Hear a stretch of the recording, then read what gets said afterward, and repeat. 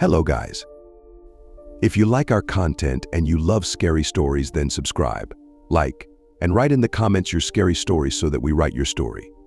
Scary viewing and terrifying sensations to you. The Haunting of Cold Creek Cabin. Part 1. The Unsettling Arrival. The summer of 1993 promised a much-needed respite for Sarah and her family. Mark, her husband, had worked tirelessly for months, and their children, 8-year-old Tom and 5-year-old Emily, had grown restless from the monotony of city life. When Mark found the Cold Creek cabin listed for rent at a low price, it seemed like a perfect escape, a week of tranquility by a quiet lake, surrounded by the wilderness of northern Pennsylvania. The drive out to the cabin was peaceful, but as they ventured deeper into the woods, a strange sense of unease began to gnaw at Sarah. The road narrowed to a single lane, winding through the dense forest as the sunlight barely pierced through the canopy of trees. The trees seemed to close in on them as they drove, and Sarah found herself gripping the armrest a little too tightly. Finally, they reached the cabin, sitting alone on a small hill overlooking Cold Creek Lake. The setting sun cast an eerie golden hue over the scene, and long shadows stretched from the trees to the edge of the lake. The cabin was rustic, old, and in need of repair. Its wooden walls were cracked and weathered, with ivy creeping up the sides. The windows were filthy, barely allowing any light to pass through, and the front door hung slightly ajar, as though welcoming them into the darkness inside. Mark was optimistic, though. "It's perfect," he said, unloading their bags from the car. "We'll clean it up a bit, and it'll be great." But Sarah wasn't convinced. The air felt heavier here, colder, even though it was mid-July. The wind that swept off the lake had a biting chill to it, and the silence of the surrounding forest was unnerving. There were no birds singing, no rustling of leaves, just the sound of their footsteps crunching on the gravel driveway. Inside, the cabin was even worse than it appeared from the outside. Dust covered every surface, and the air smelled of mildew and damp wood. The furniture was old and worn, and the floorboards groaned under their feet. Mark set to work immediately, cleaning the kitchen and airing out the rooms, while Sarah took the children to explore the rest of the house. The bedrooms were small and dimly lit, with threadbare curtains that fluttered in the breeze from the open windows. Tom and Emily's room had twin beds pushed up against opposite walls, and the wallpaper was peeling in large patches. The children didn't seem to mind, though. They were excited to be in a new place, far away from the city. But as Sarah tucked them into bed that night, she couldn't shake the feeling that something was wrong. The cabin felt too quiet, too still. As she and Mark settled in the living room by the fireplace, Sarah thought she heard something, a faint whispering, like the sound of someone speaking just out of earshot. She turned to Mark, but he was too engrossed in the fire to notice. As the night wore on, the whispering grew louder. Sarah lay awake in bed, listening intently, trying to discern where it was coming from. It wasn't the wind, it was more deliberate, as though someone was standing just outside their bedroom door, murmuring to themselves. But every time she got up to check, there was no one there. Part 2. The first signs of something wrong. The next morning, the family woke to an overcast sky and a light mist rolling in from the lake. It gave the entire area an ethereal, almost dreamlike quality, but to Sarah, it felt more like a bad omen.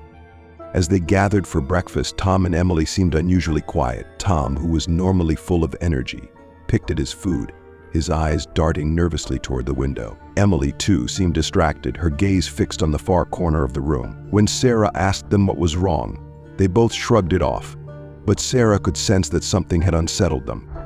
After breakfast, they decided to explore the lake. The path leading down from the cabin was overgrown with weeds and thorny bushes, as though it hadn't been used in years. The lake itself was eerily calm, the water a murky gray that reflected the cloudy sky. The children played by the shore, skipping stones across the surface, but even they seemed subdued. While Mark and Sarah watched from a distance, Tom suddenly stopped in his tracks. He turned toward the water, his face pale, and pointed to something just beneath the surface. "There's someone in the lake," he whispered. Sarah's heart skipped a beat as she followed Tom's gaze. But there was nothing there, just the still, dark water. She reassured him that it was probably just a fish or a log, but Tom was insistent. "No, I saw him," he said, his voice trembling. "He was looking at me." That night, the whispering returned. This time it was louder, more distinct, and seemed to be coming from all around the cabin. Sarah tried to block it out, but it was impossible to ignore. The whispers seemed to come from the walls themselves, like the house was alive, murmuring secrets that no one was meant to hear. Part 3. The Children's Nightmares. The next morning, Tom and Emily were both unusually quiet at breakfast. Tom, normally chatty and full of energy, barely spoke a word, and Emily, who was usually eager to explore, refused to leave the cabin. When Sarah asked them what was wrong, they both gave vague answers, but Sarah could tell that something was bothering them. It wasn't until later that day that Tom finally opened up. "Mom," he whispered, pulling her aside while Mark was out chopping firewood. "I've been having bad dreams about the lake." Sarah knelt down to his level, concern etched on her face. "What kind of dreams, sweetie?" Tom hesitated, his eyes darting to the window. "I don't want to go near the water anymore. There's someone there. A man. He keeps calling me, telling me to come to him." Sarah's blood ran cold. She hadn't told Tom about what he had said the previous day by the lake about the figure he thought he saw in the water, but here he was, describing the same thing in his dreams. "It's just a nightmare," she reassured him, though her voice sounded hollow even to her own ears. "There's no one in the lake." But Tom wasn't convinced. That night, after putting the children to bed, Sarah sat by the fire with Mark, feeling the weight of the cabin's oppressive atmosphere pressing down on her. The whispering hadn't stopped. If anything, it had grown louder, more insistent. She could hear it now, even as Mark spoke, like a faint chorus of voices, just beyond the edge of her understanding. She mentioned Tom's nightmares to Mark, but he brushed it off, chalking it up to the strangeness of the new environment. "Kids have wild imaginations," he said, though even he seemed uneasy. The crackling of the fire did little to chase away the chill that seemed to seep through the walls. As they settled into bed, Sarah lay awake for hours, listening. The whispers were no longer confined to the walls. They seemed to be coming from beneath the floorboards, from the very foundation of the cabin itself. Part 4. The Discovery in the Attic. The third day brought with it a heavy fog that blanketed the entire area. Visibility was low, and the temperature had dropped significantly. The atmosphere around the cabin grew even more oppressive, and Sarah found herself feeling increasingly anxious. While Mark was outside chopping firewood, and the children were playing quietly in their room, Sarah decided to explore the attic. She had avoided it at first, not wanting to disturb the dust-covered relics of the past, but something about the house was drawing her there, as if the attic held answers to the strange occurrences. The narrow staircase leading up to the attic creaked under her weight. The air was musty and stale, and the light from her flashlight barely penetrated the thick layer of dust that covered everything. Old furniture, broken picture frames, and boxes filled with forgotten belongings were scattered haphazardly around the room. As Sarah sifted through the piles of junk, she noticed something strange: a large, weathered chest tucked into the far corner of the attic, hidden beneath a tattered sheet. It looked ancient, the wood dark and worn, the metal latches rusted with age. She hesitated for a moment before lifting the lid, half expecting something to leap out at her. Inside the chest, she found a collection of old photographs, yellowed with age. Most of them depicted a family, a man, a woman, and 2 children standing by the lake, their expressions grim and somber. But as Sarah sifted through the photos, she noticed something strange. In every picture, there was a shadowy figure standing in the background, barely visible but unmistakably there. Her heart raced as she flipped through the photos. The figure was always there, lurking just beyond the edge of the frame, watching the family with hollow eyes. At the bottom of the chest, she found an old journal, its pages brittle and crumbling at the edges. The handwriting was shaky and difficult to read, but Sarah could make out enough to understand that it belonged to the previous owner of the cabin, a man named George Hendricks. As she read through the journal, a chilling picture began to emerge. George had lived in the cabin with his wife and 2 children in the 1960s. According to the journal, the family had been plagued by strange occurrences almost from the moment they moved in. George wrote about hearing voices in the night, seeing figures in the shadows, and feeling an overwhelming sense of dread whenever he was near the lake. The final entry in the journal was particularly disturbing. George wrote that he had been hearing a man's voice calling to him from the lake. The voice told him to bring his children to the water, to let them join the man in the depths. George resisted at first, but the voice grew more insistent, more demanding. He became convinced that the only way to escape the haunting was to obey the voice's commands. The journal ended abruptly, with George writing that he was taking his children to the lake that night. Sarah's hands trembled as she closed the journal. The story sounded too familiar, too much like what Tom had been describing in his nightmares. She knew she had to tell Mark, but a deep sense of foreboding settled over her. Whatever had happened to George's family, it wasn't over. Not yet. Part 5. Thelaks' Dark Secrets. After discovering the journal in the attic, Sarah couldn't shake the terror that had gripped her. The pieces of the puzzle were falling into place, and every detail made the situation worse. George Hendricks and his family had disappeared without a trace, and no one had ever come to investigate what happened at Cold Creek Cabin. Now Sarah felt as though history was beginning to repeat itself. That evening, as the family gathered for dinner, Sarah was distant. Her mind raced with the horrifying possibilities of what could be lurking around them in the house, in the woods, in the lake. She glanced at Mark, who was cheerfully making conversation with the kids, completely unaware of the growing threat. She needed to tell him about the journal and the photos, but she knew he would dismiss it as her imagination running wild. After dinner, Sarah finally pulled Mark aside. "I need to show you something," she said, leading him up to the attic. She felt an icy chill as they ascended the stairs, her flashlight beam trembling as it cut through the thick, dusty air. "What is it?" Mark asked, his voice betraying a hint of irritation. He had been trying to stay optimistic, determined to make the most of their vacation, despite the strange occurrences. Sarah opened the chest again and handed him the photographs. "Look at these," she whispered. "Do you see that figure? It's in every picture." And the journal, she handed it to him. "The man who lived here before us. He heard voices too. He said they came from the lake." Mark frowned as he flipped through the pages of the journal. "This doesn't prove anything, Sarah," he said, his voice wavering. "It's just some old man's ramblings." "It's not just rambling," she snapped, her frustration boiling over. "Tom has been having nightmares about the lake. He said there's someone there calling him, just like the man in the journal. Don't you see? Something is wrong with this place." Mark sighed, rubbing his forehead. "Okay, fine. Maybe there's something weird going on. But what do you want to do? Pack up and leave?" "Yes," Sarah said without hesitation. "We need to get out of here." But Mark hesitated. "We've already paid for the week," he reasoned. "Besides, where would we go? It's late, and the nearest town is miles away." Sarah opened her mouth to protest, but she stopped when she heard the faintest whispering sound, barely audible over the creaking of the old attic. It was coming from the direction of the lake. Mark heard it too, his face going pale as he turned toward the window. "What is that?" he asked, his voice barely above a whisper. "It's them," Sarah said, her voice trembling. "The voices." They stood frozen for a moment, listening as the whispering grew louder, more insistent.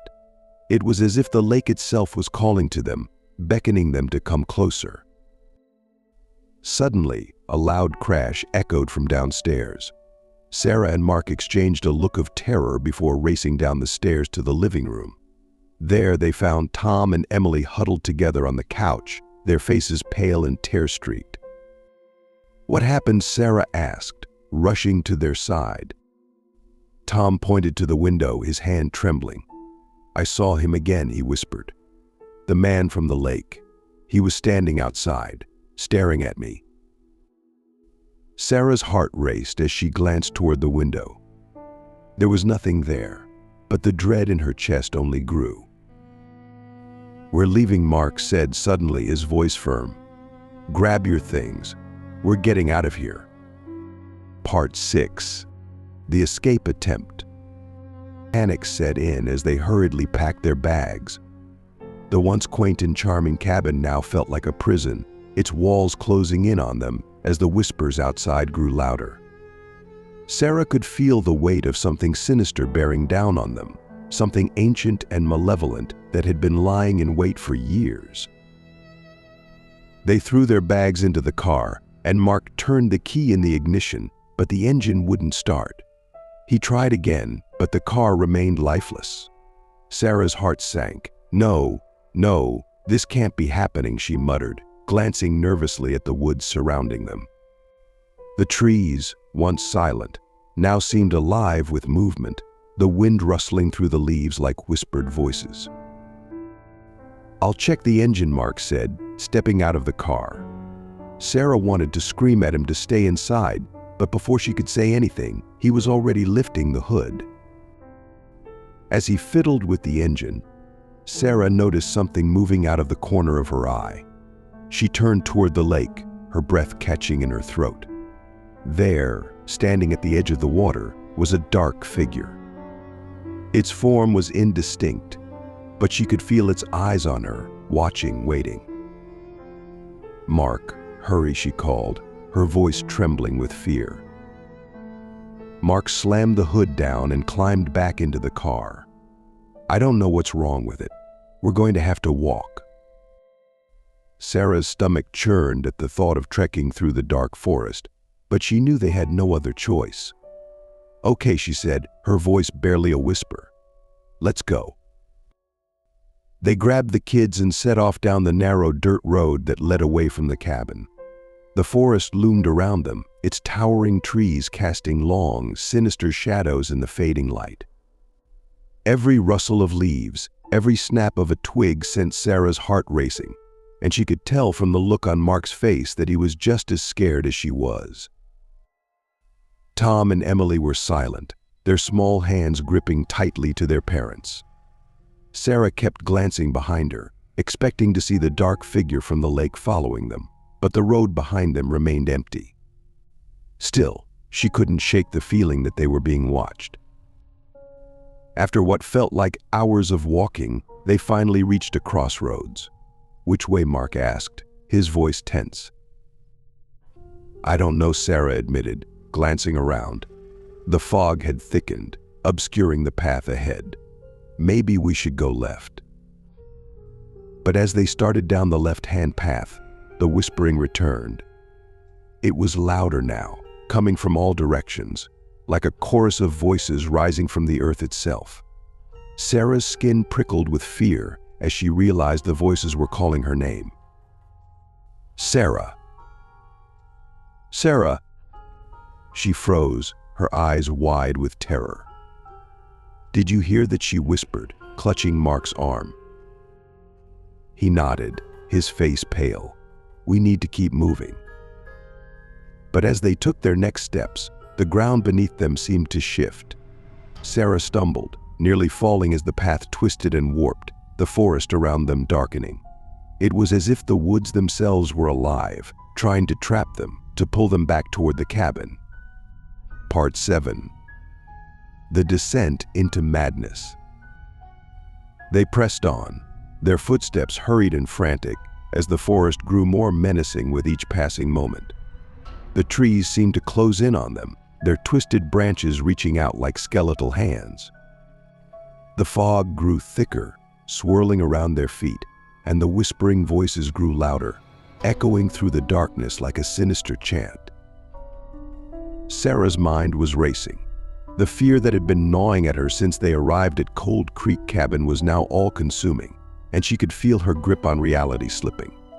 The whispers in the air weren't just words, they were commands, urging her to return to the cabin, to the lake.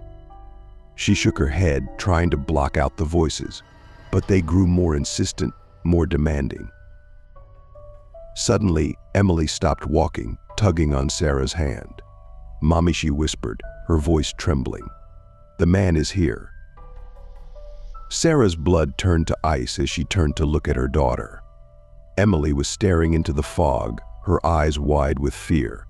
Sarah followed her gaze, but she saw nothing, just the swirling mist and the shadowy outline of the trees.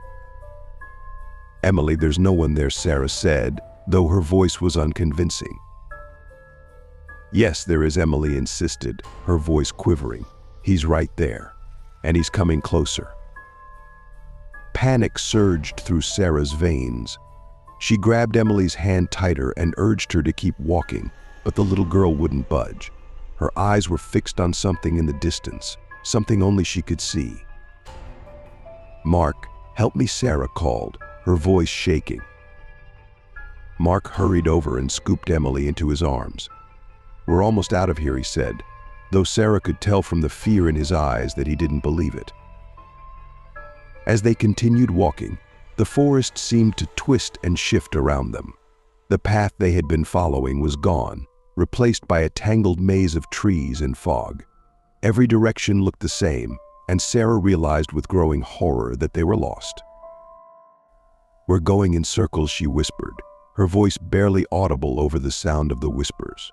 "We're never going to get out." Mark didn't respond. His face was pale, and his hands were shaking as he held Emily close. Even Tom, who had been so quiet throughout the ordeal, was now visibly terrified. As they wandered deeper into the forest, the voices grew louder, more frantic. Sarah could feel them in her mind, like 1,000 fingers clawing at her consciousness. She wanted to scream, to run, but she knew there was nowhere to go. Part 8. Into the heart of the darkness. The oppressive darkness continued to grow, thickening around them like a suffocating blanket. Sarah could barely see beyond a few feet in front of her, and the whispers were no longer distant. They felt as if they were breathing right next to her ear, as if they were a part of the very air she inhaled. She could feel her mind unraveling, slipping further into terror with every passing moment. "Mark," Sarah whimpered, her voice quivering, "we have to stop." I can't think straight. The voices, they're everywhere." Mark, holding Emily tightly, looked equally lost. "We have to keep going. If we stop, we'll never get out of here." Tom, who had been walking quietly beside them, suddenly stopped again, tugging on Sarah's arm. His face was a mask of dread. "Mom," he whispered, his voice hollow, "they're calling me again." Sarah's heart skipped a beat. "What are you talking about?" she asked, her eyes wide. Tom's expression was distant, as if he were listening to something far away. "The lake. They want me to come back." No, Sarah grabbed him by the shoulders, shaking him. "It's not real. It's just in your head." But Tom didn't seem to hear her. His eyes glazed over, and he began walking in the opposite direction, back toward the cabin and the cursed lake. Sarah panicked and pulled him back, but it was as though something stronger than her was pulling him away. "Mark, help me," she screamed, her voice cracking with terror. Mark rushed over, grabbing Tom, and together they held him back. Tom struggled violently, as though something was possessing him, pushing him to return to the dark waters. "We can't stay here," Mark panted, trying to keep Tom from breaking free. "We need to move. Now." They trudged on, desperately searching for a way out of the twisted forest. The trees loomed larger, their branches clawing at them like skeletal hands. The fog thickened, and soon the path beneath their feet disappeared altogether. Sarah felt as though they were walking in circles, forever trapped in the dark heart of the forest. Suddenly, a distant noise cut through the air, the sound of rushing water. Sarah froze, her blood running cold. The lake. They were being drawn back to it, even though they had been walking away from it for what felt like hours. "No, no," Sarah whispered, shaking her head. "We can't go back there. We can't." But the sound of the water grew louder, more insistent. The whispers in the air seemed to merge with the rushing sound, urging them forward. "Sarah, we have no choice," Mark said, his face pale with fear. "We have to keep moving, or we'll die out here." With a sinking heart, Sarah realized he was right. If they stayed in the forest, they would never make it out. And so, with trembling legs and hearts filled with dread, they continued toward the lake, knowing that whatever awaited them there was far worse than anything they had encountered in the woods. Part 9. The return to the lake. The forest thinned as they approached the shore of Cold Creek Lake. The trees, once towering and oppressive, now gave way to an open clearing where the dark, Still water reflected the night sky like a black mirror. The lake was eerily calm, its surface undisturbed, but the sense of malevolence emanating from it was overwhelming. Sarah could feel her entire body shaking as they stood at the water's edge. The whispers had quieted, but the air was thick with a palpable tension. Something was waiting beneath the surface, she could feel it. Mark set Emily down, his eyes scanning the water nervously. "We have to figure out what's happening," he said, though his voice lacked conviction. "There has to be an explanation for all of this." Sarah didn't respond. Her mind was racing with fragments of the journal, of George Hendrick's final entries, describing how the lake had called to him, how it had claimed his family. She looked out over the water, and for the first time she understood. The lake was a living thing, an entity that had lain dormant for years, feeding on the souls of those who dared to come too close. Suddenly, Tom stepped forward, his eyes locked on the lake. "They want me," he whispered, his voice eerily calm. "They've been waiting for me."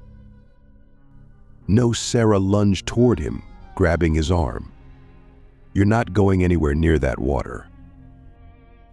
But Tom's strength was unnatural. He pulled away from her easily, his feet moving steadily toward the shore. Sarah screamed for Mark, but he was frozen, staring at the water in horror.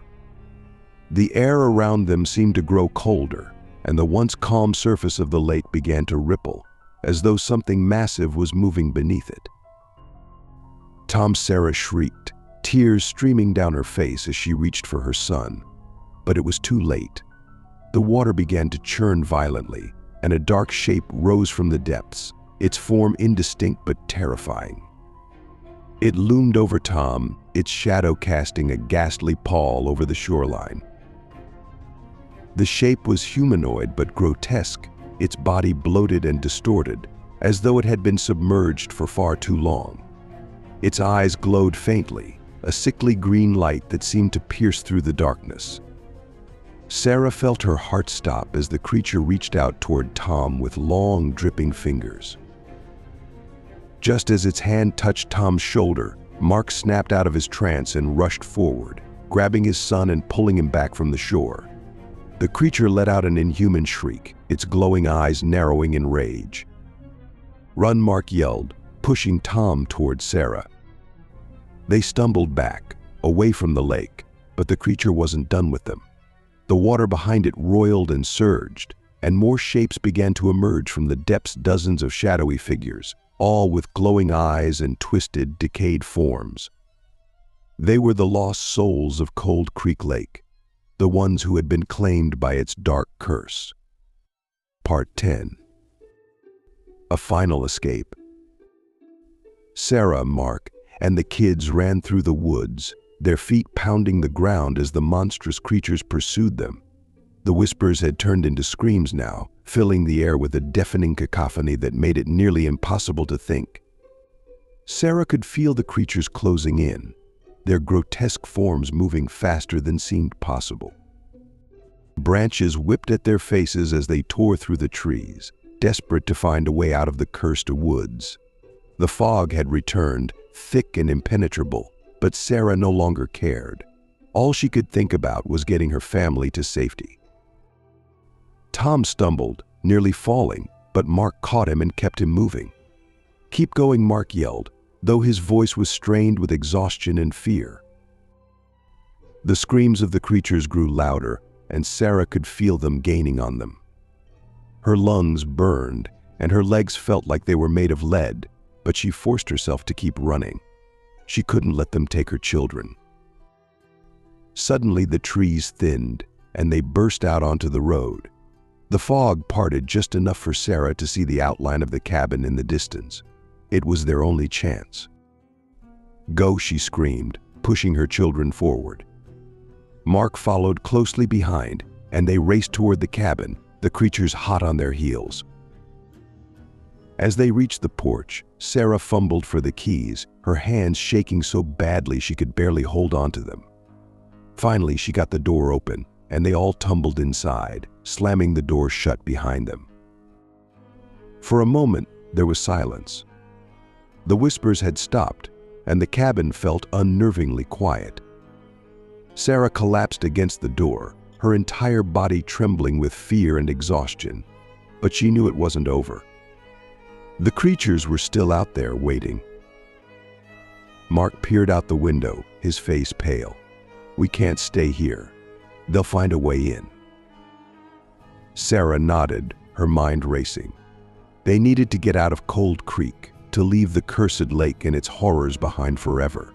But as she stood there, she realized something chilling the car still wouldn't start, and there was no way they could outrun the creatures again. They were trapped, and the lake would claim them, just as it had claimed so many before them.